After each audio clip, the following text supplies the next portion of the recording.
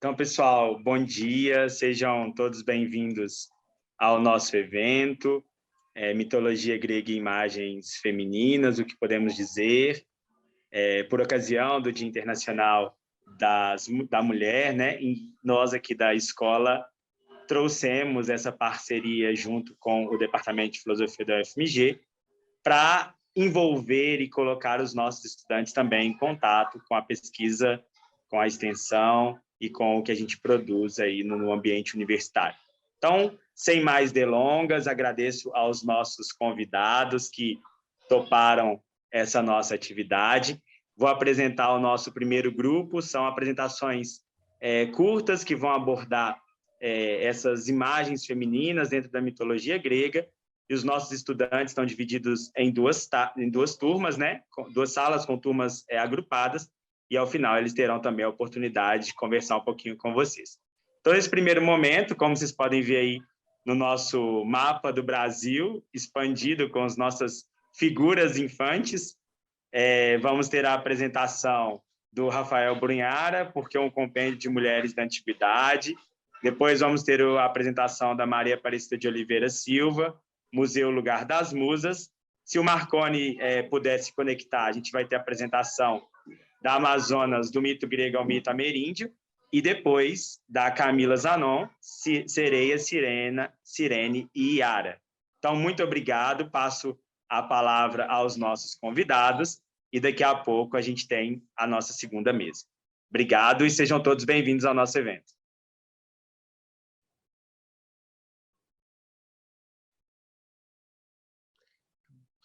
Sou eu? A palavra está comigo? Ótimo. Bom, oi pessoal, tudo bem? Bom, meu nome é Rafael, eu sou professor na Universidade Federal do Rio Grande do Sul. E, bom, junto com os meus amigos, Semira Miscorsi, que é professora na Universidade de Santa Maria, e o Ivan Vieira, que é professor em Goiás, na PUC de Goiás, eu editei e organizei esse livro, O Compêndio Histórico de Mulheres na Antiguidade, como dá para ver na imagem aí. Então, a primeira pergunta que a gente pode fazer, então, o que é um compêndio histórico, afinal? Você pode passar para o próximo slide, por favor? O que é isso, afinal, né? E, bom, os dicionários vão dizer que um compêndio é um livro que reúne, resume, simboliza um período histórico, uma teoria, uma doutrina ou diversas qualidades. Muito que bem. O nosso compêndio, então, é um livro de história que reúne personagens do mundo antigo. E aí a gente foi bem amplo. A gente escolheu personagens que vão desde o século XII a XIII a.C., até algumas que vão para lá do século X da nossa era. E assim como num dicionário, o compêndio ele apresenta uma centena de verbetes sobre mulheres antigas, mostrando quem elas são, o que elas fizeram, qual a importância delas até hoje. Então, nós decidimos que íamos fazer um compêndio histórico, e que esse compêndio histórico teria como personagens principais as mulheres. E por que a gente decidiu fazer assim? Principalmente porque a gente quer, junto com outros estudiosos, mostrar que não é só nos dias de hoje, com o feminismo e com todo que as mulheres passaram a ser vistas como personagens da história, da política, da sociedade. Já na antiguidade, elas ocupavam espaços importantes. E o compêndio mostra que essas mulheres elas foram guerreiras, comerciantes, políticas, líderes, heroínas.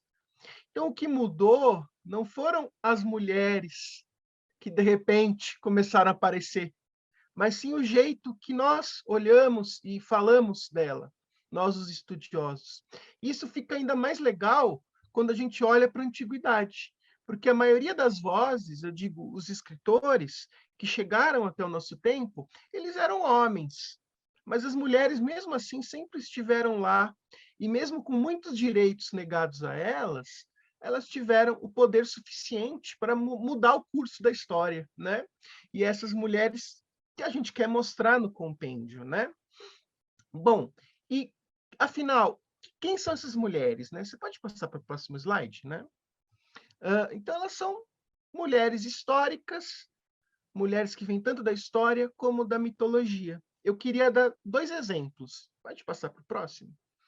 Uma é a Enredoana, essa não está na mitologia grega, tá? Mas eu quis trazer ela, é uma das primeiras que aparece, que é uma mulher que realmente existiu. Ela era uma princesa na antiga Mesopotâmia, há mais de 2000 anos antes da nossa era. Ela era uma sumo sacerdotisa do deus da lua, um cargo muito importante. Mas o mais legal, como mostra um verbete assinado por uma professora, a Janaína Zdebesky, eu não sei se fala o nome dela, desculpa, gente. É que nós temos muitos documentos históricos que mostram que ela foi uma das primeiras, se não a primeira escritora do mundo, né? Isso porque nós temos muitas tabuinhas de argila assinadas por ela. Pode passar para o próximo? Que diz assim, olha lá, o compilador dos tablet é a tabuinha, não é o tablet, foi Enredoana, meu rei. Algo foi criado que ninguém criou antes. Eu sou Enredoana, a sacerdotisa do deus da lua. E a próxima, uma mulher mítica que a gente vai falar melhor, né, depois, a Penélope, ela também é uma personagem bastante interessante, né? Ela é uma heroína, uma personagem da mitologia, esposa de um herói grego, aquele que dizem que é o cara mais esperto da Grécia, o Odisseu, Ulisses, e às vezes ela é lembrada só por isso. Mas um novo olhar sobre ela revela que ela é uma personagem cheia de astúcias, a única capaz de enganar o herói principal da Odisseia.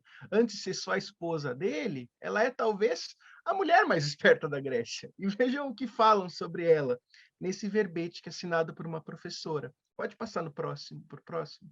Na Odisseia, Penélope foi entendida por muito tempo como uma personagem passiva, cujas principais atividades seriam chorar e dormir. No entanto, leituras mais recentes do poema, feitas principalmente na década de 70, impulsionadas pelos estudos de gênero, tendem a atribuir um caráter mais ativo para o papel de Penélope dentro da construção da Odisseia, reconhecendo-a como a personagem mais completa e complexa da Odisseia. Muito bem.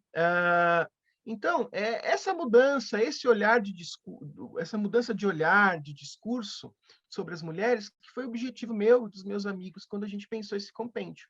E aí, essa ideia do compêndio. É isso aí, pessoal. Muito obrigado pela atenção de vocês. Muito obrigado, Rafael. Excelente apresentação.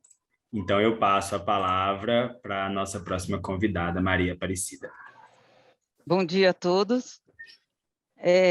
Fiquei muito contente com o mapa que vocês fizeram, porque foi uma coincidência muito grande, porque estou aqui representando, né, o LABAM, que é o Laboratório de História Antiga e Medieval da Universidade Federal do Piauí, e embora o meu sotaque não me entregue, eu nasci no Piauí, né? Eu nasci em Teresina, então para mim é uma dupla honra ter aquela setinha ali no Piauí. Fiz uma apresentação para marcar o evento, né? O primeiro slide, no segundo o meu tema, né? Por favor, que eu estou aqui propondo a falar sobre o museu, o segundo, né? O lugar das musas, e trouxe também a grafia do nome, né? Como vocês estão vendo aí, eu tenho um problema. Eu tenho uma telinha na frente da minha tela, agora sim, com todo mundo. Assim. Tá, agora eu consigo ver. Muito bem. Como vocês estão vendo aí, eu coloquei, né? Fui buscar no dicionário que tem online, para quem tiver interesse, né? O Perseidas, feito pelos professores lá da Unesp de Araraquara, sobre a batuta da professora Maria Celeste Consolim Desotti, a Maria Helena Neves Moura, também a professora Anise, né, Dorange, que trabalha esse dicionário online com acesso aberto a todos. Né? Então, eu fui lá buscar a palavra museium, né? Mostrei, aí, como está lá no verbete, se o genitivo, eu estou mostrando o gênero dele, que é neutro. Então, o que nós temos ali, né? Apresentando como o Templo das Musas, Morada das Musas, um lugar de prática de poesia, de artes, etc. Pode ser uma escola, né? Porque as professoras não deixam de ser musas, né? Pelo menos eu tive várias, né? A escola filosófica, a biblioteca, o museu, né, propriamente dito, e as obras das musas e até mesmo o canto poético. E no plural, né, nós tem o sentido de Tamuceia tem o sentido de festa das musas, né? Ali o Mussa, para vocês virem como se escreve. E eu trouxe para vocês no próximo slide, né, por favor,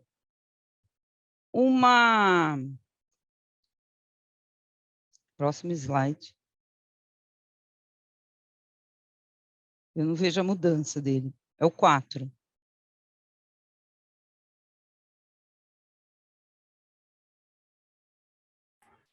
É o 4. Ainda não passou, né? Vai passar ainda, não passou. Isso, o quarto. É esse que está agora? Não, este é o que está... Eu vejo o museu ainda. Igor, eu acho que é porque você colocou a apresentação e a gente ainda está vendo a tela anterior. Não, é a 4. Anterior. É o 4. 1, 2, 3, 4. É, o sarcófago das musas. Agora sim, eu vejo. Ué, para mim apareceu, então, só para mim. Então. Ah, foi só pelo menos para mim, não. Ó, bom, de qualquer forma, apareceu. Vamos lá. Eu trouxe para vocês aqui um sarcófago, conhecido como sarcófago das musas, como vocês veem aí, né, do século II depois de Cristo, agora de nossa era.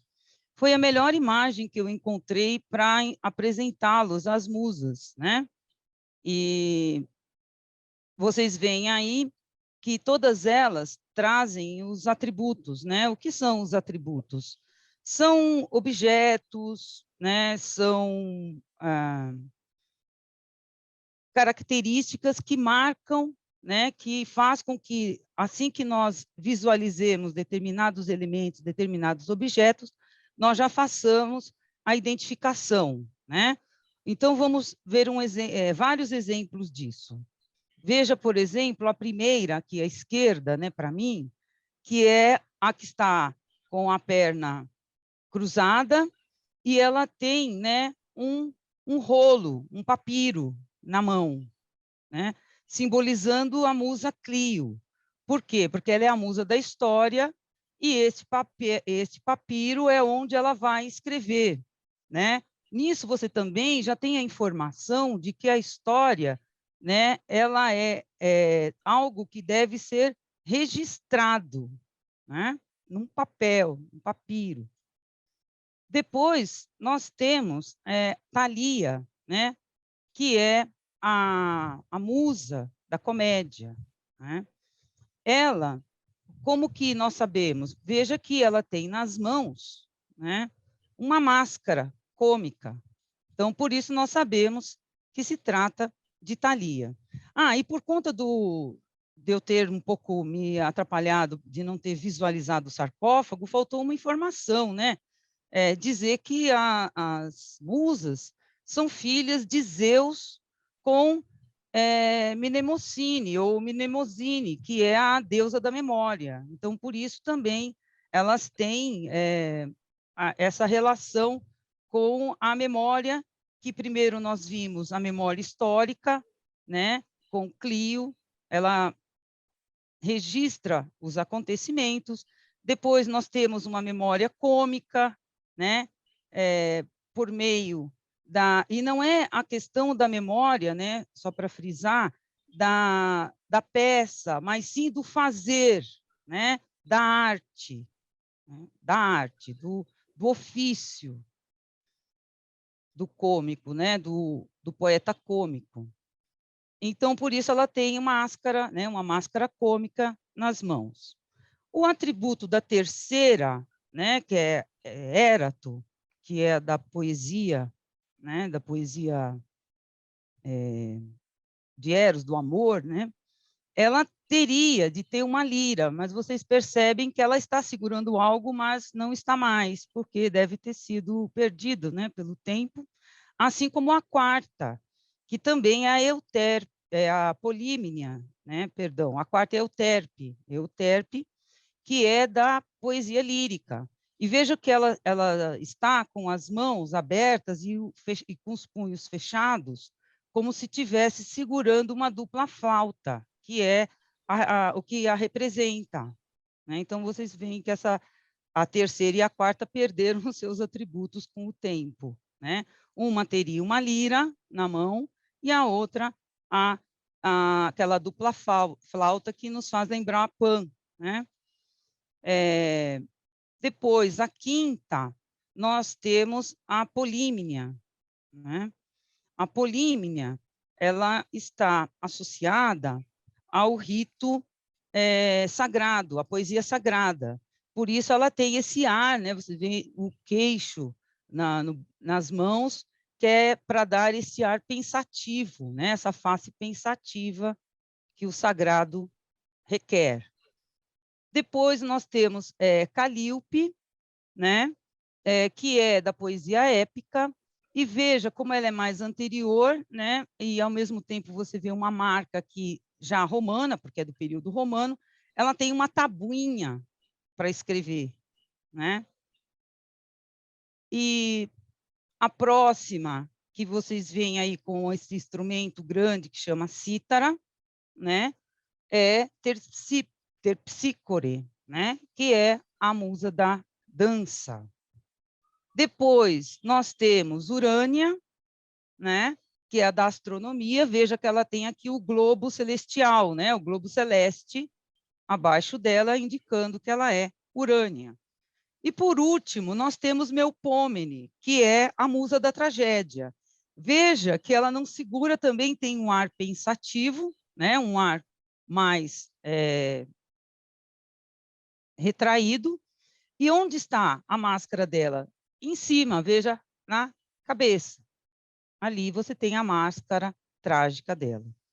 Então, essa era a apresentação que eu tinha para fazer. Eu trouxe umas imagens, né, para vocês virem também a concepção moderna de museu, que é o Museu de Inhotim, né? Vocês têm, por favor, pode correr as imagens no seu tempo, do jeito que você quiser, para que vocês vejam, né, a leitura moderna, porque em Inhotim também, lá ele recebe a Musa das Artes, né, todas elas, a sala para ouvir músicas, ouvir poesia, imagens, né, contemporâneas, até mesmo de autores do nosso tempo, como vocês veem aí, e espero que vocês tenham apreciado a figura das musas. Muito obrigada a todos. E muito obrigada, professora Maria Cecília, pela oportunidade. Muito obrigado, Maria Aparecida, excelente apresentação também. O Marconi já está conosco, então eu passo a palavra a ele também para fazer sua apresentação. Obrigado. Oi, bom dia, desculpem o atraso. Eu queria agradecer a professora. Vocês me ouvem? Sim. Queria agradecer a professora Maria Cecília pelo convite. Eu sou arqueólogo, eu vou compartilhar minha tela, né? Ou vocês vão compartilhar? Estou compartilhando agora, só um minuto. Pode compartilhar, Marconi. Pode compartilhar? Pode. Então, eu não sou um estudante eu não faço estudos clássicos, não estudo antiguidade clássica, eu sou um arqueólogo, faço doutorado na Universidade de São Paulo, e eu estudo uma cerâmica antiga, indígena, de antes dos europeus invadirem esse continente. E eu trabalho numa região em que, né, que se chama Baixo Amazonas, no estado do Pará, em que houve um encontro entre narrativas que são da antiguidade clássica, que sobreviveram na Europa ao longo de pelo menos, né, mais de 1000 anos, né, 1500 anos, e que vieram com os primeiros europeus para o continente. E essas histórias, elas se encontraram muitas vezes com as histórias que os indígenas, né, que as populações nativas que estão aqui há milhares de anos nesse continente, tinham. Então, várias histórias, né, as histórias às vezes têm elementos comuns, não quer dizer que elas são a mesma história, mas nesse encontro, né, as pessoas, né, no contato, essas ideias acabam sendo às vezes mal interpretadas ou sendo construídas, e ao mesmo tempo são construídas novas narrativas, né, desse encontro de pessoas com origens, né, com histórias separadas por milhares de anos, né, por dezenas de milhares de anos, que é o caso dos europeus e dos povos nativos do continente americano. A Amazônia, que é a região onde eu trabalho, né, eu acho que esse é um nome importante, vem de Amazonas, foi inicialmente colonizada pelos espanhóis, uma boa parte da Amazônia, uma parte pelos portugueses, e uma parte pela união das duas coroas, né, entre os séculos XVI, né, nos anos 1500, e no século XVII, nos anos 1600. Eu trouxe aqui algumas coisas, eu acho que do mito grego eu entendo muito pouco, então imagino que os colegas aqui possam comentar sobre, mas eu trouxe imagens de vasos gregos que estão no Museu Britânico, né, que são do século VI a.C., né, tem cerca de 2.600 anos, 700, e que tem a pintura do que seriam as Amazonas da Antiguidade Clássica, que são as mulheres que são conhecidas por não ter um dos seios, que vivem só entre mulheres, que são mulheres guerreiras. Essas mulheres, elas recebiam sazonalmente homens com quem elas tinham filhos, mas esses filhos, os filhos homens, eles acabavam sendo levados pelos pais depois, e apenas as filhas mulheres eram criadas. E um dos seios, conta uma das versões, né, existem várias versões sobre essas histórias, e onde elas moravam, as Amazonas, elas tinham um dos seios suprimidos, seja porque eles eram queimados, ou seja porque eles eram, né, segurados, para elas poderem usar um arco, né? Enfim, essa é uma das explicações. A origem do nome tem diferentes origens, diferentes associações. A palavra Amazônia, ela vive no nosso vocabulário, além de todos esses nomes que eu vou explicar por que Amazônia, estado do Amazonas, existe estado na Venezuela também como Amazonas. Desculpa, Oi. só uma pergunta, não passou o slide, você mostrou da Amazônia? A foto do vaso grego?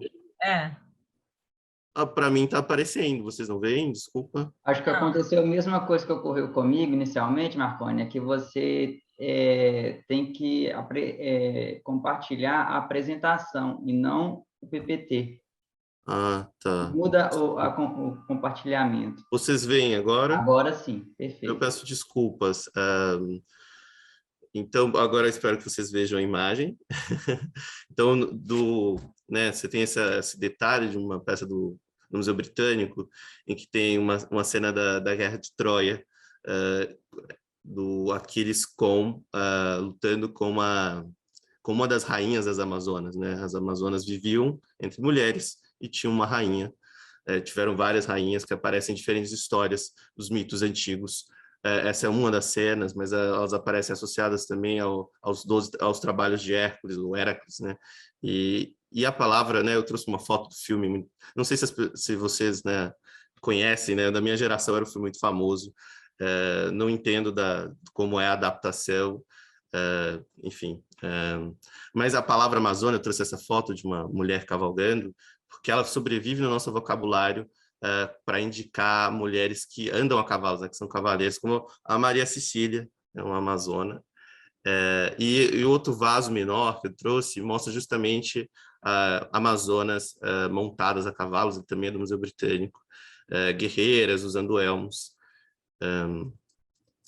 E falando desse encontro, né, que ocorreu em 1542, teria ocorrido, né, não é uma coisa que se sabe, mas no início da colonização do continente americano, nos séculos, né, 15 e 16, tiveram várias viagens de reconhecimento do continente pelos europeus, né, que essa é uma área ocupada pelos povos indígenas, e numa dessas, que é considerado o descobrimento, né, a invasão do rio Mar, o rio de água doce, o Mar Doce, né, porque é o maior rio do mundo, tanto em extensão quanto de largura. E quando os europeus chegaram, eles ficaram impressionados com esse tamanho, e eles queriam saber onde isso levava. E numa dessas viagens, os espanhóis saíram de Quito, um grupo liderado pelo Orellana, um cara chamado Orellana, e ele conta que em 1542 próximo da região onde eu pesquiso, onde é a cidade de Santarém, no Pará, ele teria encontrado e sido atacado pelas mulheres guerreiras, pelas Amazonas, que elas aparecem, elas estão nos mitos gregos, mas foram contadas e recontadas durante a Idade Média, que o Marco Polo teria encontrado no século XIV, quando ele estava indo para o Oriente, saindo da Europa, né, nesse momento de aprender sobre esse outro mundo também. E esse encontro teria, né, tipo, as Amazonas teriam atacado, matado. Várias outras histórias sobre as Amazonas fazem parte da colonização do continente europeu. Eu vou falar rápido, porque eu já gastei meus 5 minutos aqui, desculpa. Mas disso e essas mulheres, elas tinham muitas riquezas, né, muito ouro, muita prata, se vestiam muito bem, e tinham lã de lhama, construções de pedra. Como arqueólogo, hoje eu sei que, né, a gente sabe que nada disso, de fato, né, não era material, mas esse encontro ele foi fundador para pensar essa região, o nome do rio, o nome da região, e o nome de várias coisas, o nome da floresta, né, a maior floresta tropical do mundo, Amazonas, Amazônia, Amazonense, Amazônida, e etc. E os europeus, né, que eu queria comentar, vieram com esse imaginário. Eu usei esse livro, América Mágica, quando a Europa da Renascença pensou estar conquistando o paraíso, para pensar isso, de como, né, essas Amazonas, dos mitos e vários outros seres vieram com os europeus e encontraram esses mundos indígenas. E essas coisas elas foram sendo recombinadas durante os séculos, misturaram peças arqueológicas, inclusive, que eram usadas pelos indígenas no século XVI e XVII, como são amuletos de pedra verde pequenos, chamados de muraquitã, e que no Brasil, no século XIX, no século XX, inventando a identidade nacional, a gente falou de camiabas, que é uma tentativa de traduzir para o tupi, uma das etimologias de Amazônia, né, que seriam as mulheres sem seios. E hoje essa história é recontada em lojas de artesanato no Pará e no Amazonas também. Você compra os muraquitãs, esses amuletinhos em forma de sapo. E essa história é recontada e recombinada. Eu trouxe esse slide para mostrar como os indígenas, né, tinham outras concepções de riqueza, e às vezes a ideia é que as Amazonas fossem inventadas pelos, né, tipo, fossem só uma projeção dos europeus sobre o que os indígenas estavam dizendo, que falavam outras línguas, que às vezes não tinham tradutores né, qualificados para acontecer uma comunicação no século XVI ou no século XVII, mas que, ao mesmo tempo que a antropologia e a história dedicada ao passado dos povos indígenas mostra que é possível que certas noções só fossem entendidas erradas. Assim.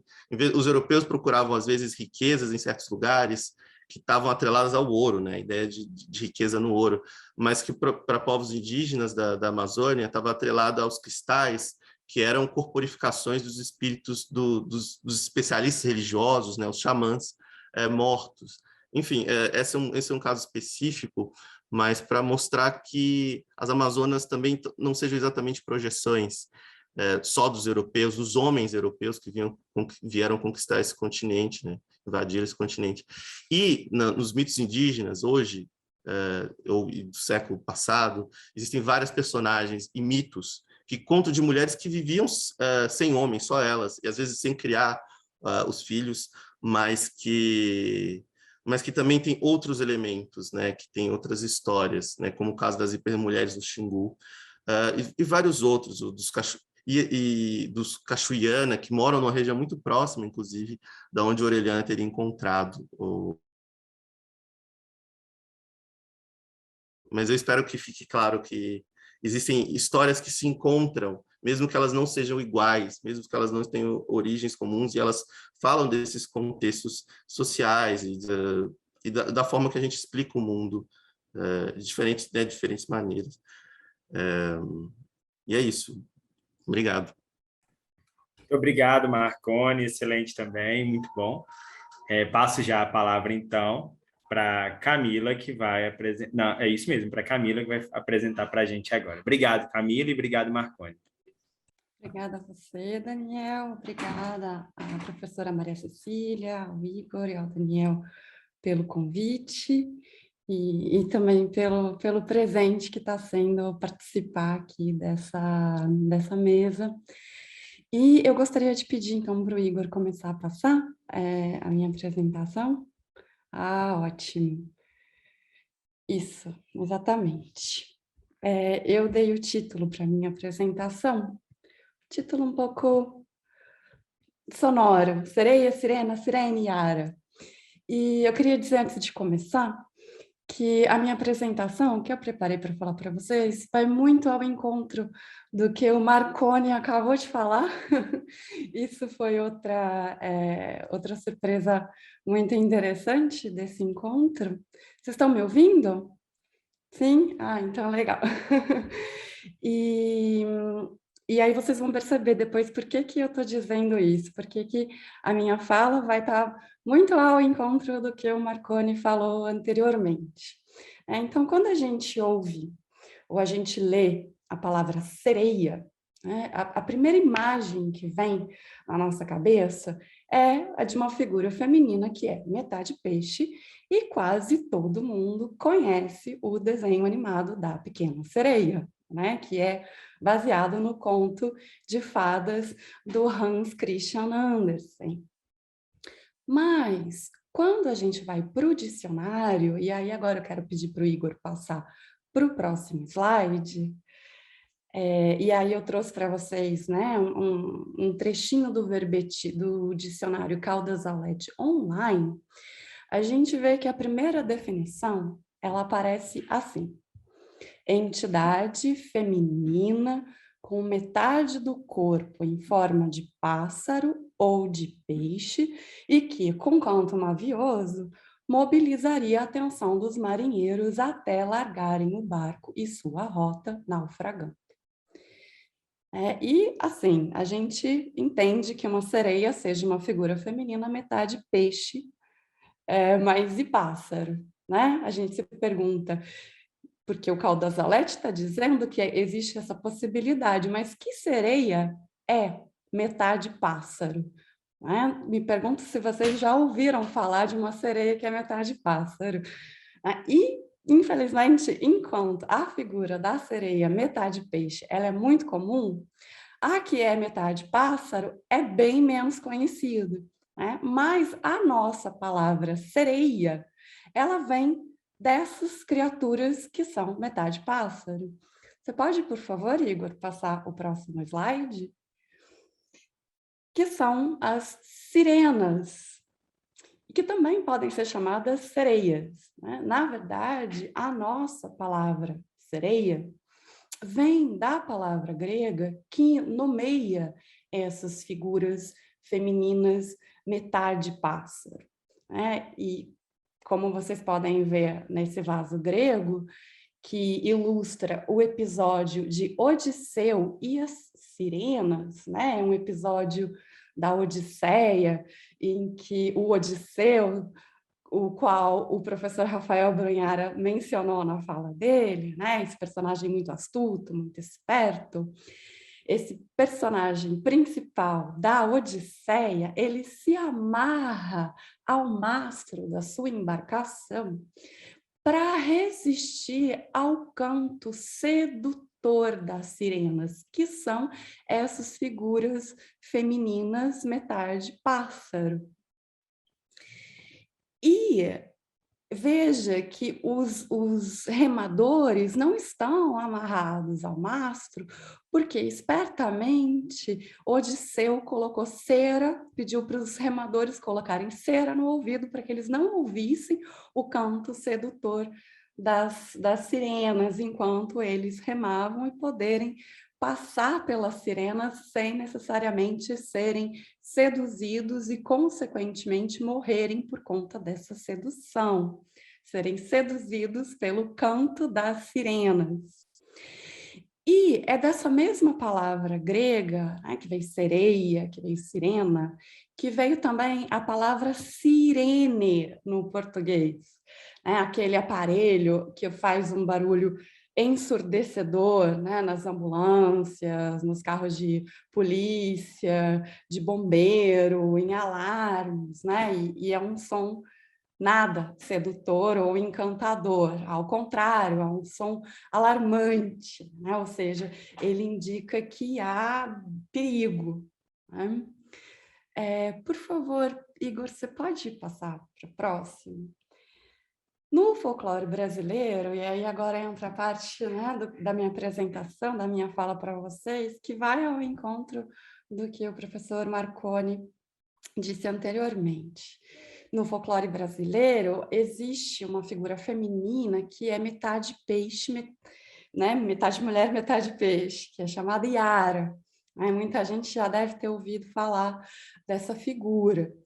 E muita gente também atribui essa figura, né, da Iara a um folclore indígena, Tupi-Guarani, ou a região da Amazônia, região norte do país. Né? E eu trouxe para vocês né, uma imagem e também dois trechinhos de um site chamado Educa Mais Brasil, né, que é um site dedicado à educação, que diz assim: a lenda da Iara, ou lenda da Mãe d'Água, como também é conhecida, faz parte de uma das narrativas mais populares do folclore brasileiro. Ela narra a história de uma sereia que sai do mar todas as noites em busca de homens distraídos e os leva para as profundezas com a intenção de matá-los. É uma história típica da região norte do país, em especial da Amazônia, já que foi desenvolvida por povos indígenas. Para eles, Iara significa aquela que mora nas águas, uma sereia de beleza encantadora, cabelos longos, pretos e olhos castanhos. E a imagem que eu trouxe para vocês é do portal Sua Escola, e tem assim não sei se é exatamente do grupo do Maurício de Souza, mas lembra bastante a arte do grupo do Maurício de Souza. Né? Bom, então, né, existe um problema aí, porque o Câmara Cascudo, que é um grande estudioso do folclore brasileiro, né, ele afirma, numa de suas obras, que não há nenhuma narrativa indígena ou indício de narrativa indígena no Brasil que contenha a figura da Iara ou de uma mulher metade peixe até o século XVIII, ou seja, muito depois da chegada dos portugueses. Né? Pode passar o próximo slide, por favor, Igor? Essa figura, meio mulher, meio peixe, ela teria sido uma introdução dos portugueses e não um mito indígena, segundo o Câmara Cascudo. Então, olha só o que ele diz. Chegando ao Brasil, o europeu encontrou uma história vaga em que se falava em fantasma marinho, afogador de índio, espantando o curumim. Imediatamente o português diagnosticou: uma sereia. Essa história vaga a que o Câmara Cascudo se refere é a lenda de Ipupiara, que seria um fantasma que habitava os rios, matava os índios, matava os europeus, né? E, assim, a Iara, né, que seria um ser híbrido de mulher e peixe, acaba sendo também uma figura de um folclore híbrido, meio indígena, meio europeu. E é interessante que a figura masculina do fantasma dos rios Ipupiara, esse sim, uma criatura, né, da mitologia indígena, ele tenha se transformado na figura feminina da Iara, que é muito mais próxima da sereia europeia. Vejam que, mesmo na ilustração da Iara, né, ali no portal Sua Escola, que eu mostrei para vocês antes, ela não é muito diferente, né? Ela não é mais do que uma versão da pequena sereia, né? Que parece que só tem a pele e o cabelo um pouco mais escuros, mas se vocês pensarem nas duas imagens, elas são muitíssimo parecidas. E outro ponto interessante é que as sereias, as sirenas e a Iara são figuras femininas sedutoras, né, que atrairiam os homens para a morte. E o que parece predominar hoje em dia, né, no imaginário atual, é a figura das sereias, só como belas jovens, né? E com a parte inferior em forma de peixe. Bem, é isso que eu preparei para falar hoje para vocês. Eu agradeço pela atenção, pelo convite mais uma vez, e também gostaria de receber perguntas de vocês, se possível, depois. Obrigada. Muito obrigado, Camila. Eu passo a voz ao meu colega Igor, que vai apresentar a segunda rodada. Obrigado, pessoal. Obrigadíssimo, Daniel. Obrigadíssimo nas apresentações, muito interessantes aqui. Então, para a gente não perder o nosso tempo, né, nosso bonde, vou já passar aqui para apresentar, né? A gente tem aqui na região sudeste, aqui em Minas Gerais, né, a Romana Guimarães, que vai apresentar a Divina Ártemis, protetora implacável. A gente também tem aqui a professora Maria Cecília, professora de filosofia da UFMG, vai falar um pouco sobre a Penélope, com o título Tecendo Histórias com Penélope. Depois a gente vai ter a Clara Crepaldi, da USP, né, lá de São Paulo, falando sobre a beleza e as belas. E, por fim, a gente terá a fala do colega Rafael Silva, que é doutorando em letras da UFMG, com a apresentação Quem são os filhos da mãe natureza? De Gaia, a Deméter e Ceres. Então, deixa eu... A Romana, você disse que vai apresentar, né? Então pode fazer sua apresentação. Isso. Deixa eu dar... Vocês veem a tela do vídeo? Tá.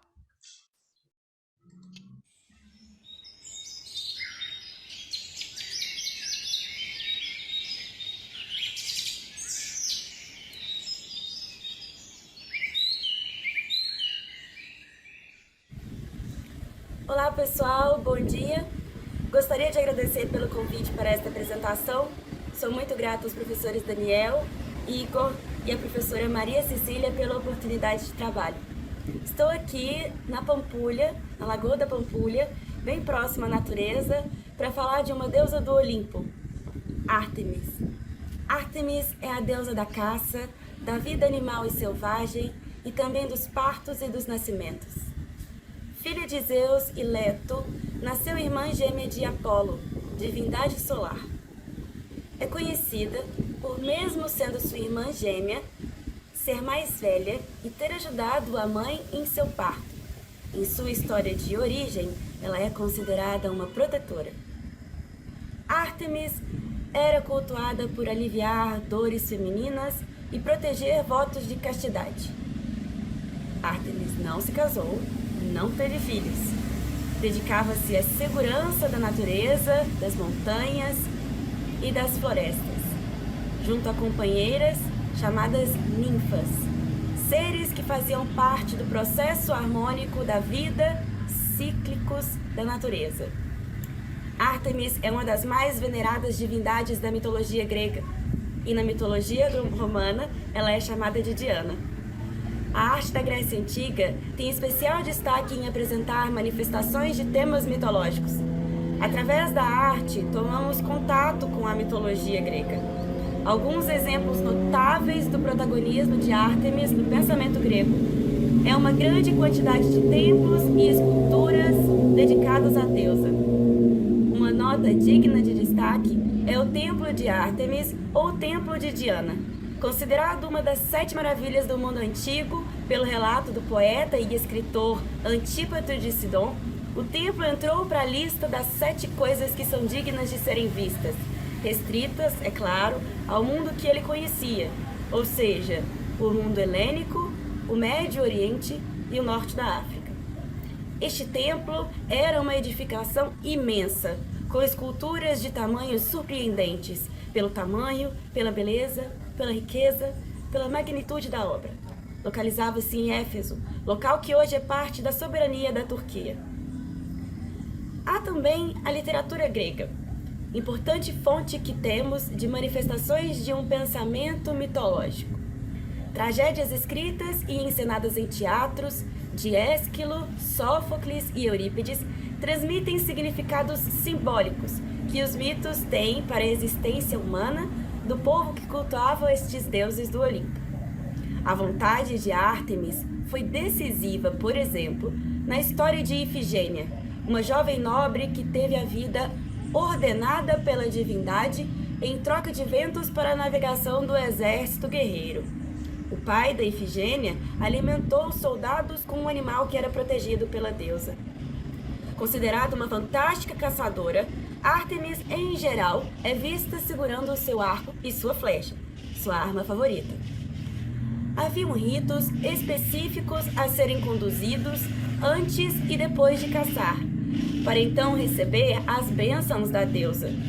Era preciso um cuidado com o que seria alimento e o que seria oferecido para ela. Um exemplo era assegurar a segurança de todas as fêmeas que carregavam seus bebês. Estas eram especialmente protegidas e não podiam ser abatidas. A preservação da fertilidade, da reprodução e dos nascimentos, inspirados pela deusa, se manifestam em diferentes esculturas. Termino essa breve fala convidando-nos a cuidar da natureza como provedora, como um tesouro que deve ser preservado.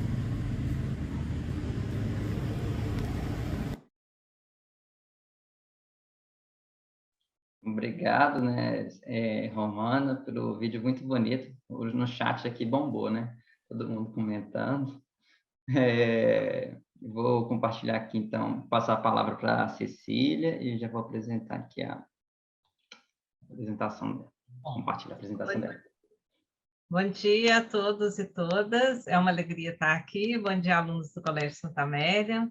E é muito bom falar depois de todos vocês, e em particular da Romana, que foi minha aluna, e é muito bom ver o trabalho dela sendo apresentado assim. Obrigada, Romana. Eu vou falar sobre Penélope, né, e o título é Tecendo Histórias com Penélope. Vejam, a primeira imagem é um vaso grego que chama esquifos, é um vaso para beber vinho, né, com 2 alças, e vocês veem aí uma mulher sentada, que é Penélope, essa rainha que o marido Ulisses, ou Odisseu, né, tem 2 modos de chamá-lo, foi para a guerra e voltou só 20 anos depois. Aí ela está sentada ao lado do filho dela, Telêmaco, que está com uma lança na mão, né? Um objeto de guerra, digamos, né? E atrás desse vaso, atrás dos dois, tem um tiar, porque Penélope, uma das coisas mais famosas ligadas à figura dela é a tecelagem, é o tecer e esperar que o marido volte, né? É interessante, vocês veem ao lado um projeto que existe na Alemanha, na cidade de Munique, bastante recente, tá? E aí, o que eles fizeram? Eles estudam como é a tecelagem, como era na Grécia Antiga e como é também em outros lugares do mundo, inclusive hoje, é um estudo comparativo.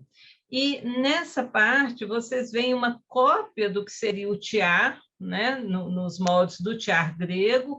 O que é possível fazer essas cópias? Porque estuda as imagens dos vasos gregos e também por meio de objetos descobertos pela arqueologia, né? Vocês veem embaixo, por exemplo, dos fios, né?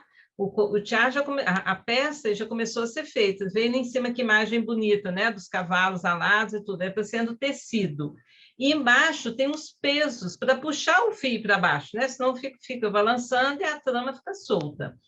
Atrás, vocês têm uma escultura inspirada na figura de Penélope sentada, em parte triste, porque o filho vai buscar o que aconteceu com o pai, que desapareceu depois da Guerra de Troia. E lá no fundo, vocês têm uma imagem que é uma projeção dessa imagem que está no vaso. Essas imagens da antiguidade, por meio dos vasos, de esculturas, né? Não essa aí, que é uma escultura nova, é uma escultura baseada numa pintura, né?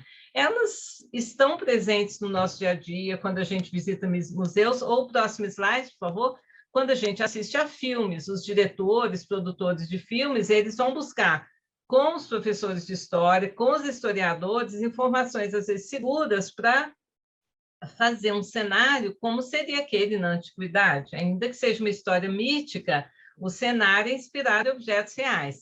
Esse filme, Odisseia, é um filme famoso, italiano, de 1968. A maioria de vocês nem tinha nascido, né?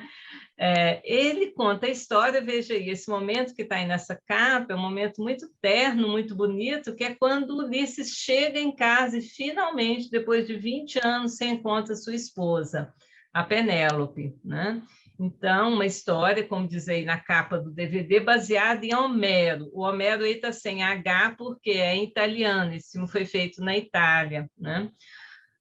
E vocês têm ao lado uma cena desse filme, que é quando a Penélope está em casa, ainda esperando a volta, e mostra o tear que ela ficava, em que ela tecia, né? E várias mulheres que acompanhavam, que vivem ali no palácio, que acompanhavam a Penélope. Essas mulheres estão fiando, veja o algodão, né? A lã, enfim, sendo feitos novelos, né? Então, um filme como esse... desculpa. Esse filme é um filme longo, ele dura 6 horas, né? Ele foi passado na televisão italiana quase como uma série, tipo uma novelinha, né?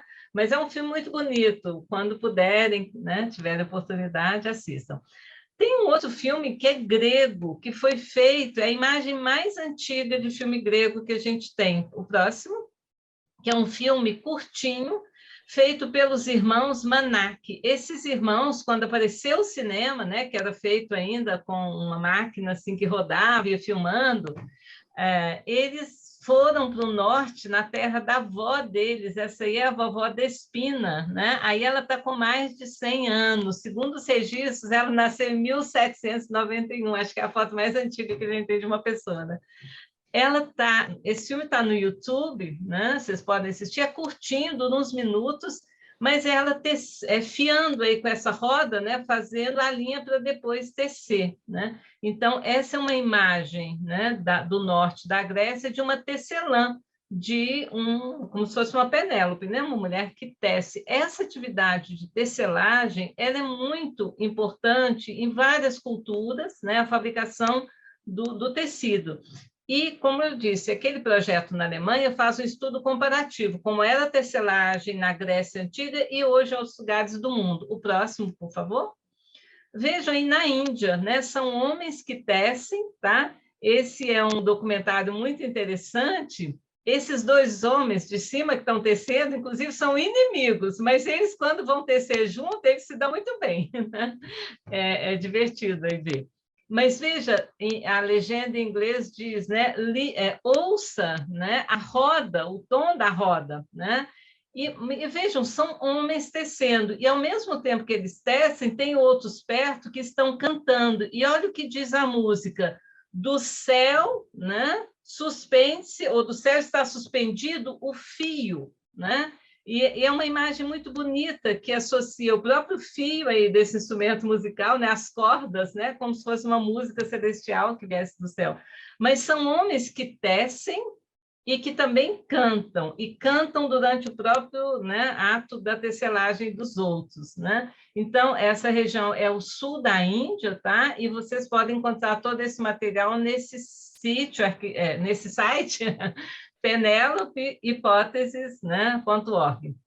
O próximo, por favor, a gente vai vir da Índia e da Grécia para o norte de Minas. Não sei se alguém aqui é do norte, do Vale do Jequitinhonha. Há um projeto da UFMG, né, muito grande, chamado Projeto Jequitinhonha, Polo Jequitinhonha, e no Jequitinhonha tem ainda uma tradição que era muito comum até os anos 50, né? Hoje se mantém.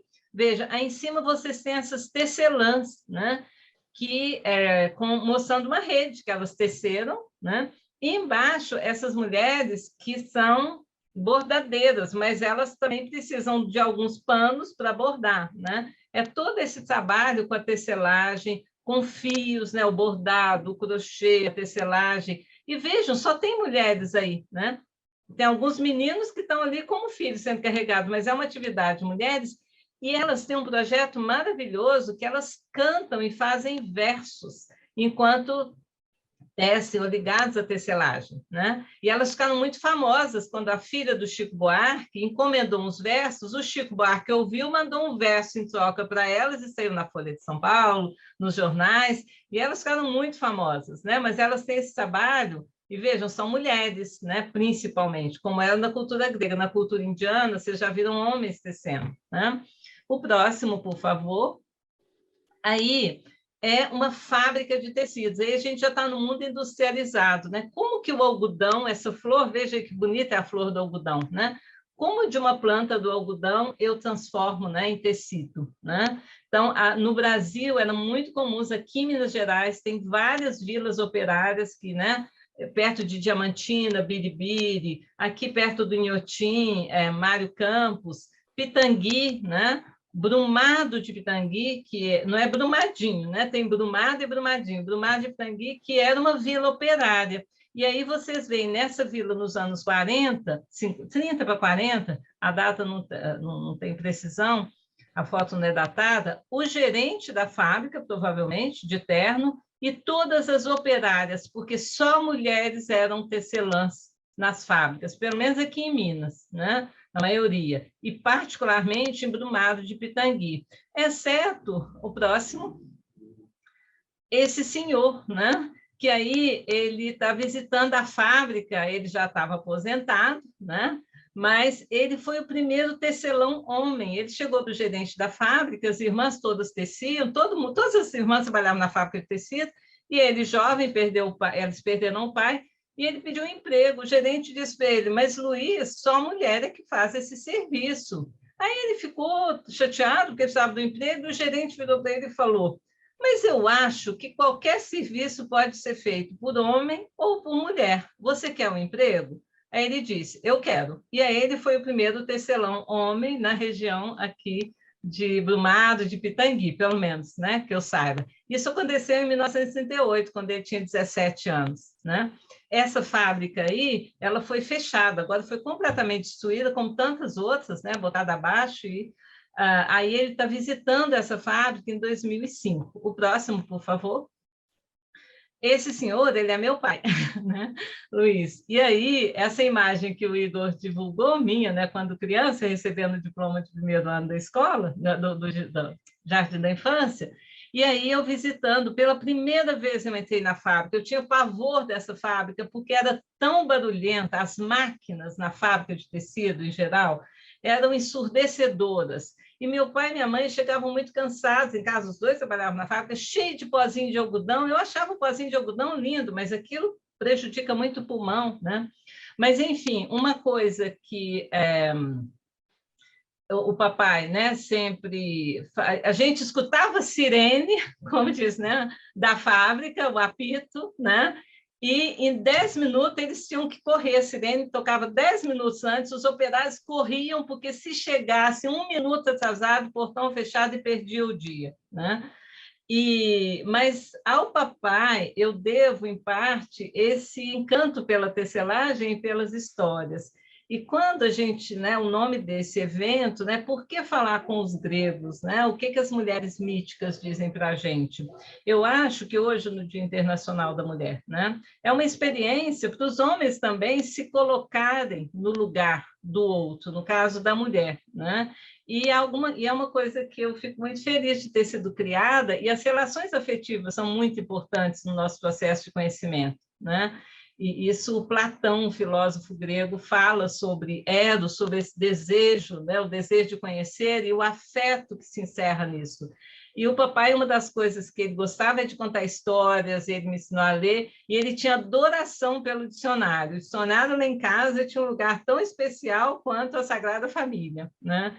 Então, esse afeto ligado, né, à nossa memória também determina um pouco, eu acho, aquilo que a gente opta por estudar, por conhecer, né? E o conhecimento da tecelagem, da figura de Penélope, me atrai em parte por causa disso.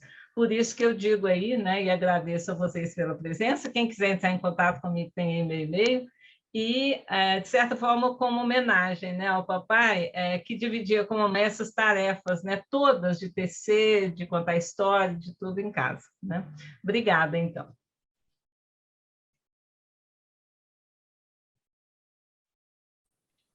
Obrigado, Cecília, muito bonito, né, ouvir essa história. Então, vou passar a palavra, então, aqui para Clara Crepaldi, já vou fazer a compartilhar a apresentação dela.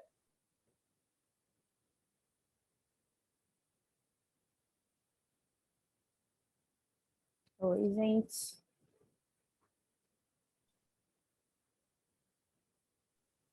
Opa.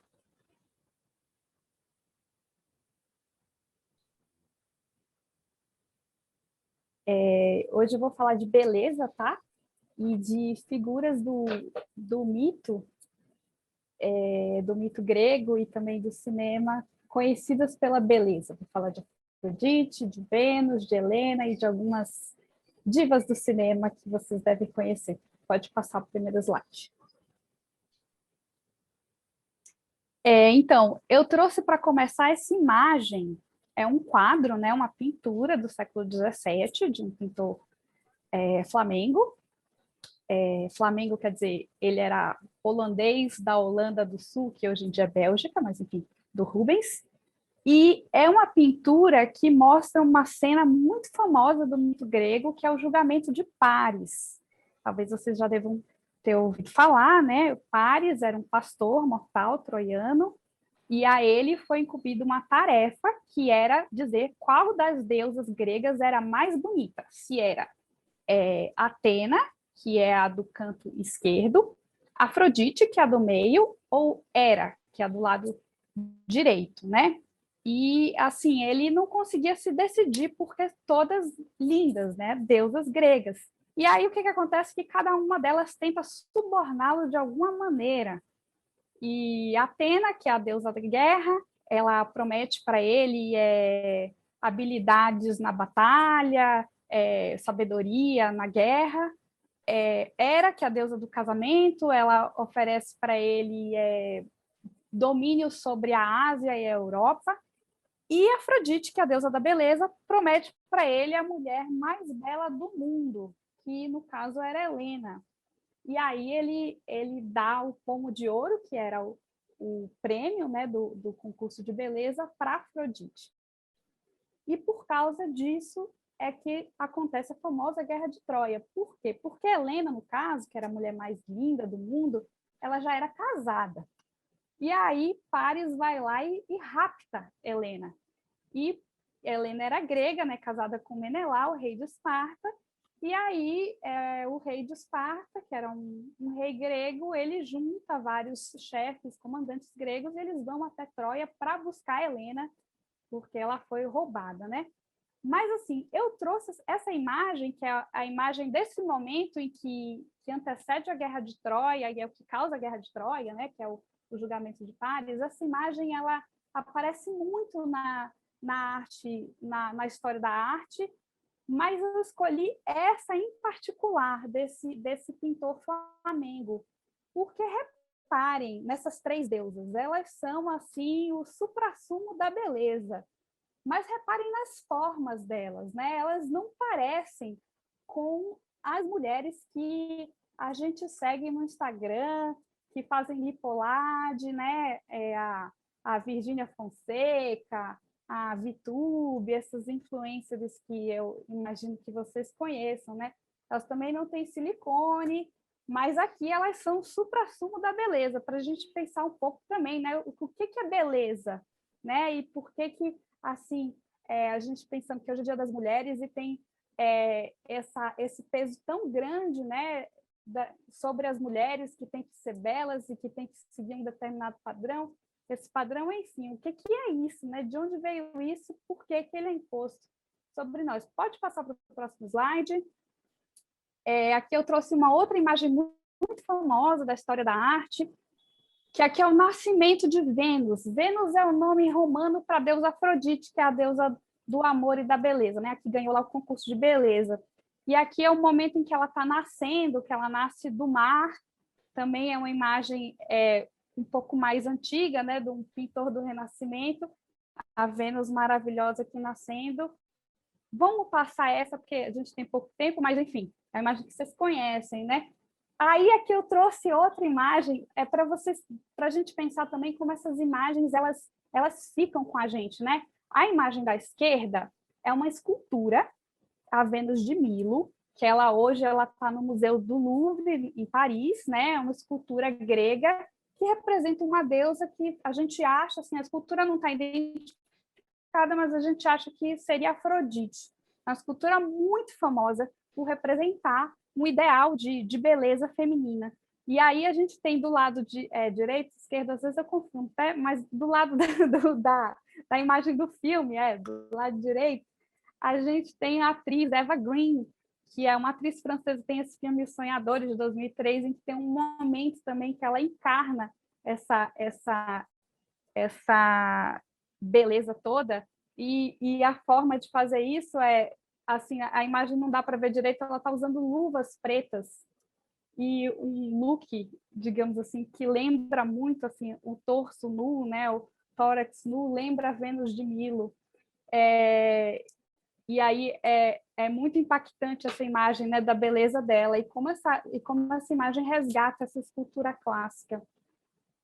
Pode mudar mais? Aqui já apareceu na apresentação do Marconi, acho que foi do Marconi, né? Que apareceu lá o filme Troia.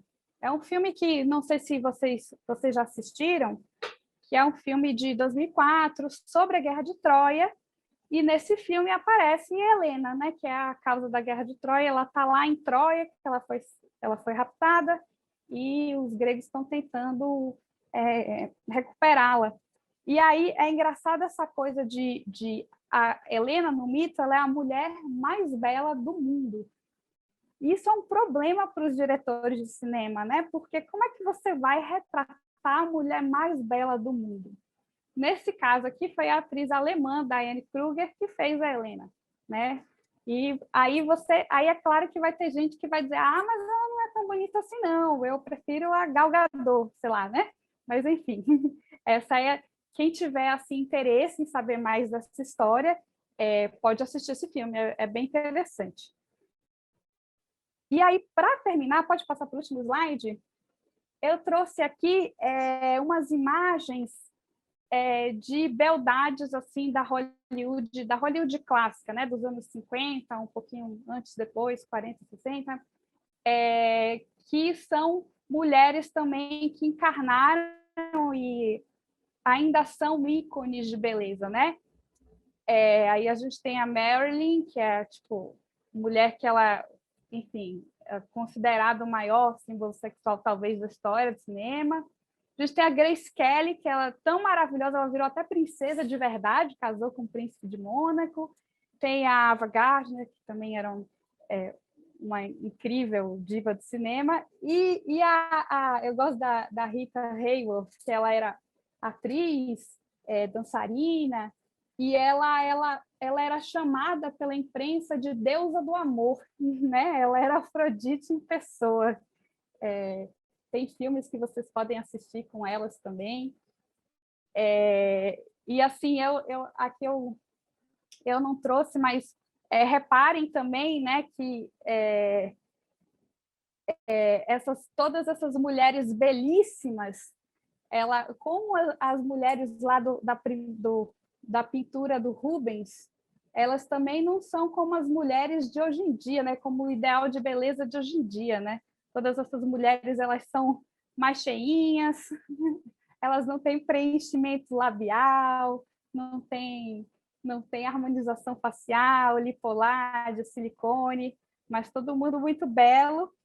E para a gente pensar também, eu trouxe esse tema e essas imagens para a gente pensar também, né, que assim, principalmente na idade de vocês, para as meninas, é muito forte essa pressão, né, de ser bela ou de corresponder a um padrão, e a gente pensar que tudo isso é bobagem, tá? Beleza? O que é beleza a gente não sabe, mas é outra coisa. Era isso que eu tinha para trazer para vocês.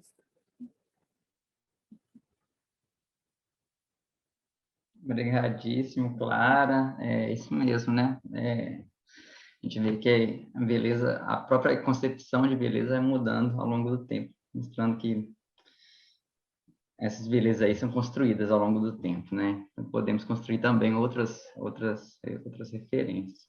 Vamos lá, Rafa, agora é a sua vez, Rafa. Você disse que não tem apresentação, né? De fato, eu vou apresentar direto aqui. Eu dou bom dia a vocês, né? É um prazer estar aqui hoje. Agradeço ao Igor, à Maria Cecília. Enfim, tem sido, de fato, muito instigante propor essa apresentação nesse formato. Meu nome é Rafael Silva, eu sou professor de literatura e tenho um canal no YouTube. Quem se interessar por mitologia, basta procurar por lá, Rafael Silva Grego, e vocês vão ter uma série de vídeos que eu tenho proposto nesses últimos meses. Eu gostaria de começar aqui com a pergunta do meu título, que o Igor apresentou. Quem são os filhos da Mãe Natureza? Pensem aí na sala de aula, na casa de vocês, ou onde quer que estejam. Quem são os filhos da Mãe Natureza? Uma primeira resposta seria nós. Todas e todos nós, seres humanos. Quem duvida disso? Se não fosse a Mãe Natureza, nenhum de nós teria nascido, nem estaria vivo. De onde vem a água que a gente bebe, as frutas, os legumes e todos os cereais? Aliás, quem aí comeu pão ou algum cereal hoje de manhã? Vocês sabem de onde vem a palavra cereal? Do nome da deusa romana da terra e da agricultura, Ceres, escrito com C, chamada de Deméter pelos gregos, e é sobre ela que a gente vai falar logo mais. Em todo caso, vocês já sabem, todos e todas nós somos, de certa forma, filhos e filhas da Mãe Natureza. Mas como é que os seres humanos têm agido nas últimas décadas? Como a humanidade tem se comportado desde a Revolução Industrial? Pensem aí em algumas imagens e tentem responder na cabeça de vocês. Eu não preciso lembrar aqui o crime ambiental na barragem de Brumadinho, o derramamento de óleo no litoral brasileiro, as queimadas na Amazônia e no Centro-Oeste, a liberação dos agrotóxicos, o garimpo ilegal, isso para ficar apenas no Brasil. Então, como os seres humanos têm agido, hein? Como verdadeiros filhos da mãe, é o que a Mãe Natureza poderia dizer. Mas não é a primeira vez que ela sofre abusos desse tipo.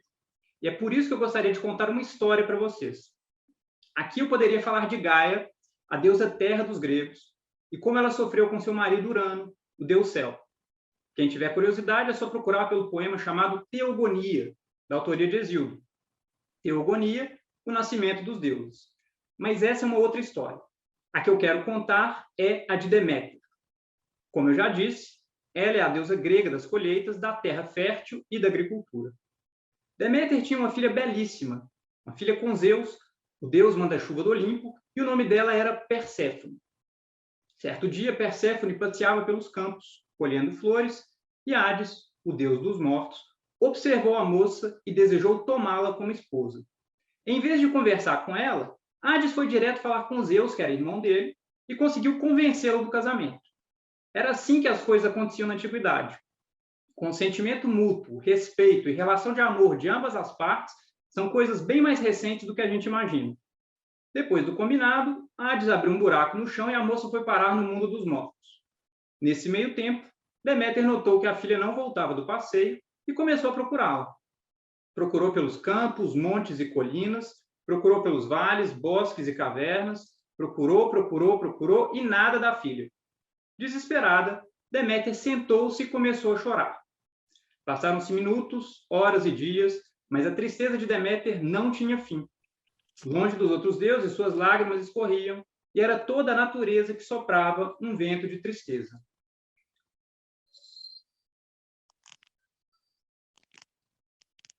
Terrível foi aquele ano para a humanidade, porque a terra não dava nem cereal, nem legume, nem fruta.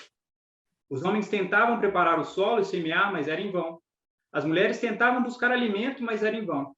O esforço dos próprios deuses para voltar a receber os sacrifícios também era em vão. Pensando em todas essas desgraças, Deus tomou uma decisão. Mandou uma mensagem para Deméter dizendo que lhe garantia o retorno da filha e muitas outras honras, caso voltasse a frutificar a terra. Deméter ficou desconfiado, muito desconfiado, mas aceitou as condições do manda-chuva do Olimpo. Nesse meio tempo, Hermes foi despachado para o mundo dos mortos para trazer Perséfone de volta. Mas Hades, que não era bobo e sabia que não podia contrariar a vontade de Zeus, disse que ia buscar a jovem. Acontece que, com toda malícia, deu 1 grão de romã para ela comer. Ignorando que se comesse algo no mundo dos mortos, ela estaria condenada a retornar todos os anos para lá, Perséfone comeu, despediu-se e foi para o Olimpo. Ao ver a filha de volta, lágrimas escorreram do rosto de Deméter, mas eram lágrimas de felicidade. Então, toda a natureza se colocou de novo em festa.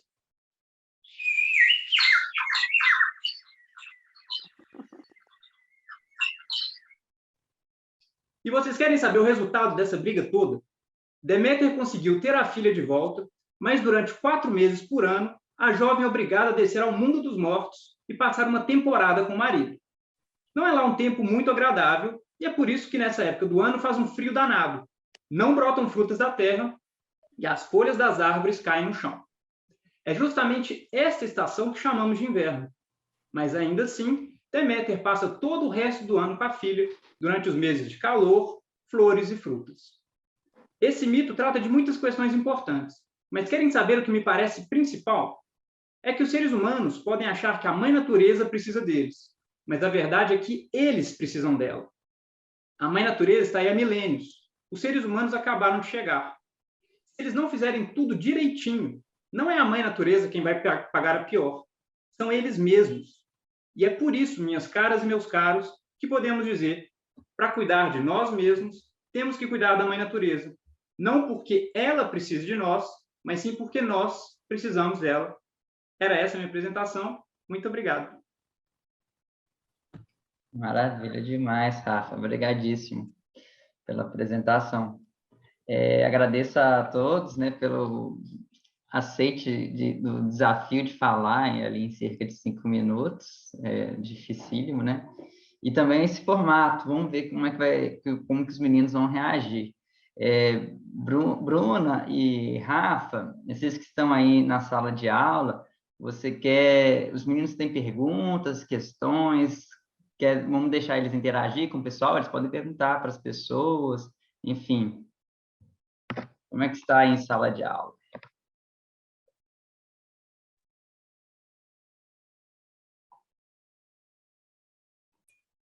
Eu vou dar uma passadinha lá para ver se eu consigo organizar as perguntas. Só um momentinho. Vai lá, Daniel, vai lá. A gente ainda tem 20 minutinhos, mas quando chega umas 11h30, o pessoal já está arrumando material, a gente conhece. Mas vamos esperar, Daniel, chegar ali na sala para ver como que a gente procede aqui, para, inclusive, saber se o áudio está funcionando bem, para eles, né, terem um microfone para fazer as perguntas, ou se preferem fazer as perguntas pelo chat. Mas, de todo modo, eu achei muito interessante, gostei de todas as apresentações, e todas elas têm entrelaçando entre elas, né? Esse fio de Penélope entrelaçando várias histórias, também com o tema da Deméter aí com o Rafa, pensando a natureza, junto com a Romana. Achei tudo muito Eu adorei, gente. Obrigada pelo convite, adoro falar com molecada essa faixa etária. Só pena que é pelo Zoom, né? Aí a gente não consegue interagir tanto, mas... ainda. Mas, por outro lado, dá para reunir gente de outros lugares, né? Exato. A ideia do mapa, inclusive, era mostrar um pouco para os alunos como que tem gente de toda parte, muitas partes, né, do país, falando coisas tão interessantes, estudando temas tão interessantes. Vamos ver o que o Daniel vai dizer. O Rafa apareceu? Não. O mapa me botou em São Paulo, que agora eu estou em São Paulo, mas eu sou baiana, né? E aquela foto lá eu estava em Sergipe. Não, pois é. Eu não sabia muito bem como colocar ali cada um em cada região. Eu sou mineiro! É mineiro, Marcos. Eu coloquei por via institucional ali. Eu vou jogar para ali. Eu sou nômade! Moro nas minhas palavras, Cecília? Mas os critérios ficaram um pouco frouxos. Não, tá certo, estou brincando só. Mas hoje você está no Amazonas, Marconi, ou está em São Paulo? Estou em São Paulo, estou no laboratório, tem até um esqueleto comigo. Opa! Eu não sei se... Eles já estão preparados, cada turma vai fazer uma pergunta. Vou começar, então, com a turma da Bruna. Bruna, você pode, por gentileza, pedir os meninos da turma para fazer a pergunta, por favor. Deixa eu ver. Talvez eles vão colocar no chat. Deixa eu só dar uma olhadinha, porque está difícil lá eles conseguirem se organizar, né, gente? Muitas crianças na mesma sala. Mas eles já estão lá discutindo as perguntas. Se vocês quiserem, não sei se a gente tem alguma pergunta aqui também, antes deles... Ah, lá, já estão levantando. Muitos correram, tá, gente, para mim, para falar qual que foi a figura que eles gostaram mais, já queriam perguntar se eles podiam gravar vídeos para mandar para vocês, assim, tá? Um alvoroço aqui. Depois eu dou um retorno para vocês. Eu quero vídeos. Ô, Daniel, faz com eles essas gravações e põe no canal do YouTube que vocês vão criar, né? Ah, legal, muito bacana, pode ser. Como reação à nossa ação, digamos. Aí todos podemos assistir aos vídeos e colocar perguntas ali também no próprio canal do YouTube, né? Legal, boa estratégia. Acho que a gente vai preparar eu e o Igor, a gente vai organizar com eles direitinho, porque eles ficam muito entusiasmados, assim, lá, vários querem falar, não sei se eles vão conseguir, e vai chegando no final do horário também do turno, eles já ficam agitados e tudo. Mas deixa eu ver ali se eles conseguiram. Bruna, você conseguiu uma pergunta aí na sala de você? Na sala de vocês? Sala 2. Com alguma curiosidade que alguém queira comentar, sempre tem. E pelo menos em sala de aula sempre tem. Vamos ver ali se tem. Eu acho que eles estão tentando ligar ali, ó. Eu liguei lá para eles, mas eles... se juntaram todos na frente da câmera, tá vendo ali, ó? Fizeram uma barreira. Barreira lá. São as nossas experiências, né, gente? Conectados e presencial ao mesmo tempo, a gente vai acertando essas coisas. Vamos ver, na sala do Rafa. Rafa, na sua sala já tem uma pergunta aí? Os meninos do 7º e do 8º já conseguiram? Vocês conseguiram, estava ligado o microfone de vocês.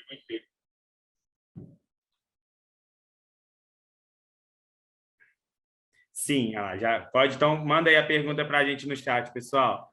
Sala de aula 1, 7º e 8º ano.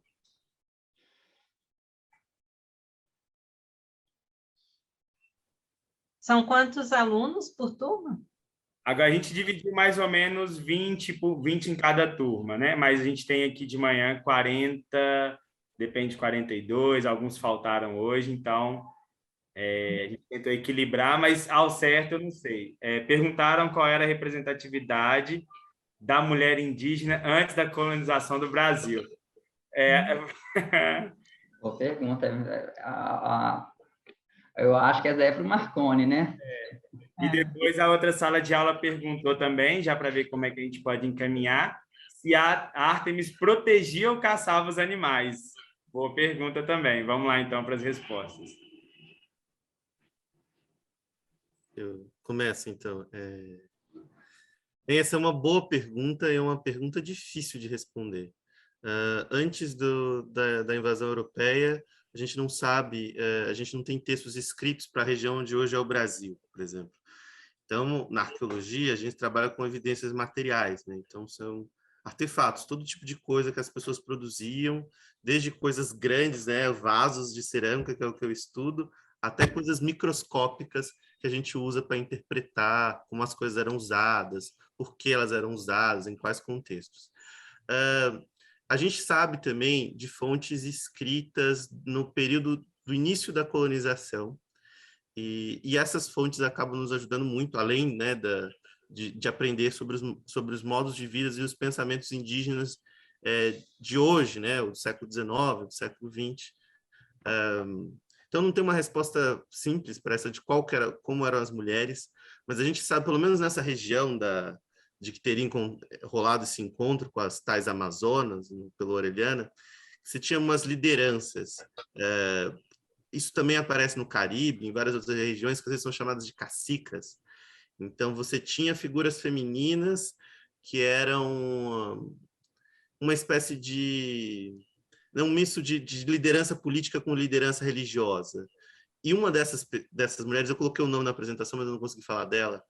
O nome dela é Maria Mossacara. O nome Maria é um nome, né, português, dado, né, pelo batismo. Ela foi batizada no início da colonização. Mossacara é uma palavra de língua tupi, mas ela era uma mulher tapajó, né, da cidade onde hoje é Santarém. Ela falava uma outra língua, que essa língua se perdeu. E ela foi uma importante mediadora para conseguir, tipo, representar os interesses indígenas no século XVII, né, 1660, 1650. Tem várias cartas em que o missionário fala sobre ela, assim. E nessa mesma região a gente sabe que tem muitas estatuetas em formas de mulheres, né? São várias mulheres jovens, mulheres velhas, mulheres com alargadores enormes, com o corpo todo pintado. E assim, eu acho que está aberta ainda a interpretação quem eram essas mulheres, por que essas figuras femininas eram tão importantes, assim. Existe uma explicação muito antiga que foi inventada na arqueologia da Europa de que essas seriam espécies de deusas-mães, né? Mas essa é uma interpretação que hoje em dia não tem muita validade dentro do campo da arqueologia, então a gente ainda está pensando e a gente precisa pensar muito, mas que essas eram mulheres, pelo menos nessa região onde eu trabalho, muito importantes. E, de um modo geral, entre os povos indígenas, a gente tem uma outra concepção da diferença, né, entre homens e mulheres e outros gêneros. Então, enfim, tem muita coisa para pensar aí. Muito obrigado, Marconi. Muito obrigado pela resposta. Pode deixar que a gente vai trabalhar com os meninos também as respostas deles a essas respostas suas e também outras impressões. Obrigado, viu? A outra pergunta é se Ártemis protegia ou caçava os animais. Essa é da turma que a gente tem, essa é da sala que a gente tem a turma do 6º e do 9º ano. Então, se vocês puderem também responder para a gente, por favor. Então, essa pergunta é uma pergunta bem bacana. A Ártemis, ela protegia, isso com certeza, e ela também caçava. Porque o que acontece? A Ártemis faz parte desse processo cíclico e harmônico da natureza, que é a vida e a morte. Então, vamos imaginar assim, nós temos uma onça. A onça, ela também vai ali caçar para pegar o animal que ela vai se alimentar. Então, a Ártemis representa a mesma onça que protege os seus filhotes, o mesmo passarinho que protege os seus ovos, a sua família, e também representa esse ciclo harmônico da presa e do predador, aquele que ataca e aquele que defende. E nós, seres humanos, também temos isso. Nós atacamos, né, animais, frutos, a natureza, para se alimentar, para crescer, para evoluir, mas nós também devemos proteger, porque até o professor Rafael falou, a gente precisa da natureza, a gente precisa que esse ciclo continue e perdure sempre, vida e morte, para a gente evoluir. Então, acredito que ela simboliza isso, a proteção e a defesa da vida. Muito obrigado, Romana. A gente tem também uma pergunta do Alberto. Eu vou só dispensar os meninos, gente, mas eu acho que a gente pode continuar a discussão até 11h40, que é o nosso tempo limite, né, do nosso evento. E aí, enquanto vocês respondem aí a pergunta do Alberto, eu vou pedir licença rapidinho, porque eu preciso dispensá-los lá embaixo, tá bom? Mas eu já volto para a gente terminar a nossa conversa. Igor, fique à vontade também.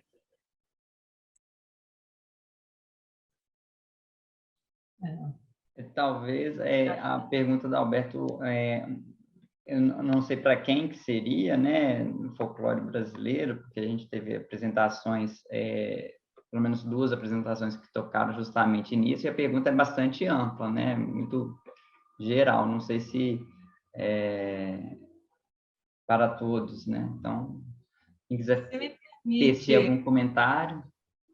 Se me permite só uma observação, Claro, porque a Cecília. Camila tocou no Câmara Cascudo, que é um monumento do folclore brasileiro. A obra dele é enorme, né? Está sendo reeditada no Brasil, mas é pouco conhecida. Mas o Câmara Cascudo, o trabalho dele comparativo, né? Quando ele foi à África para olhar o Brasil do outro lado, essa posição de se colocar no lugar do outro, né? Esse é um trabalho incrível para você ter essa dimensão da semelhança, da diferença, das influências recíprocas, né? E eu acho que o Câmara Cascudo é um nome importantíssimo nesse diálogo da relação, né? Porque a palavra influência é uma palavra meio complicada. Influenciar é a ideia de você soprar e inserir no outro, né? Esses mitos do mundo inteiro, eles transitam de um lado para o outro, né? Então, acho que isso é importante, ter atenção a ele. E só lembrando, né, o nome do projeto, ele está ligado a uma proposta do grupo da gente de estudo, e o grupo chama Gregos e Baianos, né? Esse grupo, aliás, é um nome de um livro de um autor também importante, José Paulo Paes, que sempre inspirou muitos dos trabalhos que eu desenvolvi com tantas pessoas, que é a ideia de que, não só entre diferentes culturas, mas na mesma cultura, para a gente repensar essa ideia do clássico, de elite e o popular, né? São duas camadas que se interagem o tempo todo, e uma distinção entre clássico, entre a cultura alta e cultura baixa, isso não deve ser visto com cuidado, né? Enfim, só isso que eu queria observar.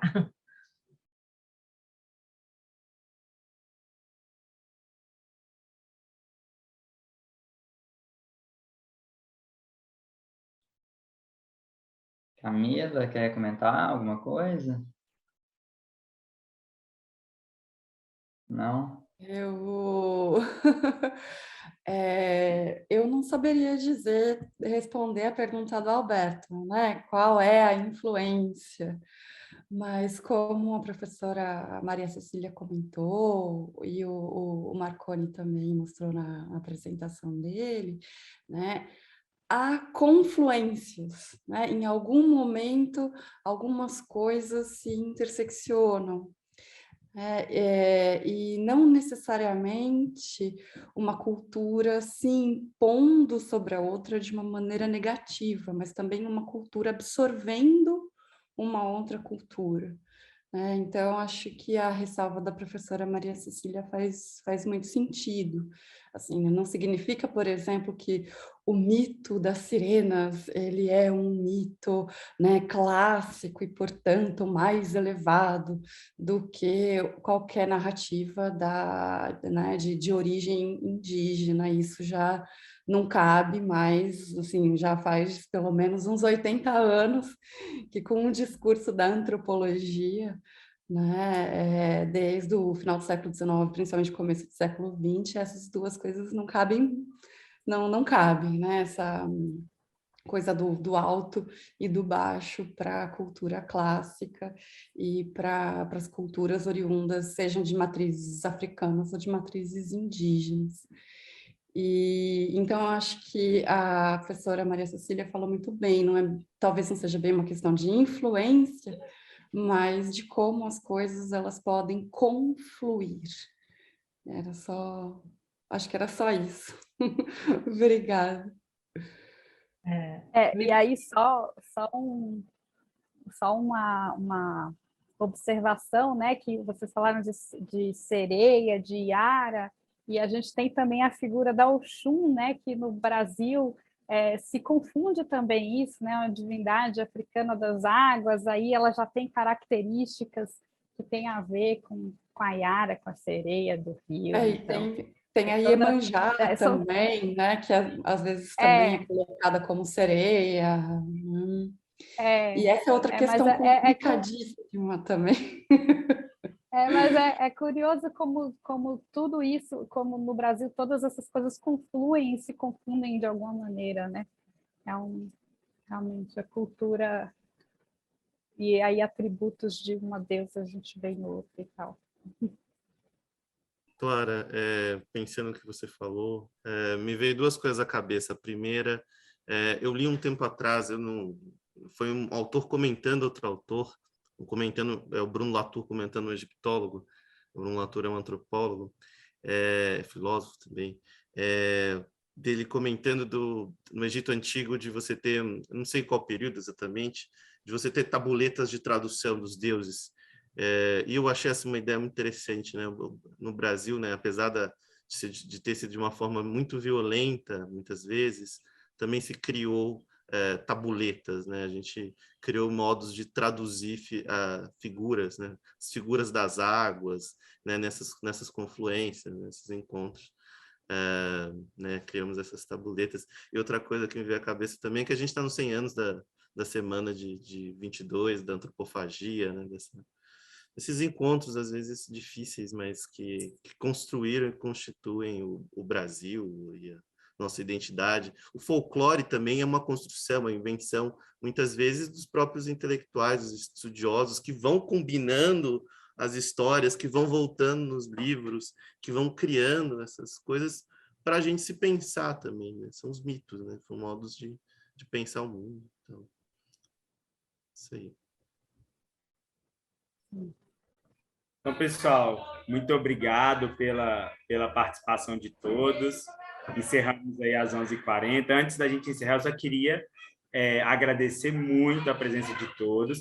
Queria combinar da gente tirar uma foto para a gente fazer as nossas divulgações oficiais e falar que estou muito feliz com a apresentação de vocês, com o retorno dos estudantes, e nós vamos trabalhar com eles, eu e o Igor vamos desenvolver essa continuidade do trabalho, e eles estão bem empolgados para sair nas salas, e depois a gente vai entrar em contato com vocês aí. Mas muito, muito, muito obrigado. A professora Maria Cecília foi a nossa articuladora, também junto comigo e com o Igor nessa organização, mas de modo especial a todos os colegas aí que se dispuseram a estar aqui nessa manhã de hoje.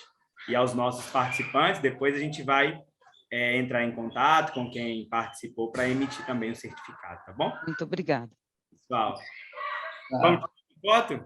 Antes de abrir a câmera, fica à vontade. Enquanto o pessoal vai abrindo a câmera, também agradecer, né, fazer das palavras do Daniel as minhas, e dizer que aqui é apenas um pontapé inicial, né, embora seja um pouco caótico ali em sala de aula, mas eu acho que pelas duas perguntas, a gente percebe que tocou algumas questões ali importantes, né, sobre natureza, sobre questão de mitos e representatividade das mulheres indígenas, né? Então, acho que é muito instigante esse trabalho, a gente agradece enormemente, né, esse pontapé inicial, e a gente, caso queiram, a gente vai dando os retornos ao longo do trimestre dos trabalhos dos meninos que serão desenvolvidos, pelo menos na minha disciplina do Daniel, né, de Filosofia e de História, a partir desse debate inicial. Obrigadíssimo.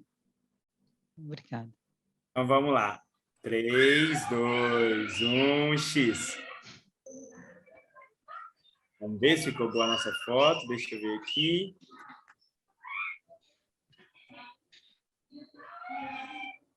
Ótimo, pessoal. Muito obrigado. Não sei se a professora Cecília quer fazer as honras do nosso encerramento, mas, da minha parte, agradeço muito e até uma próxima oportunidade. Só queria aproveitar e agradecer também a todos e todas pela presença e esperar que a gente se encontre em outros momentos, virtuais ou presenciais.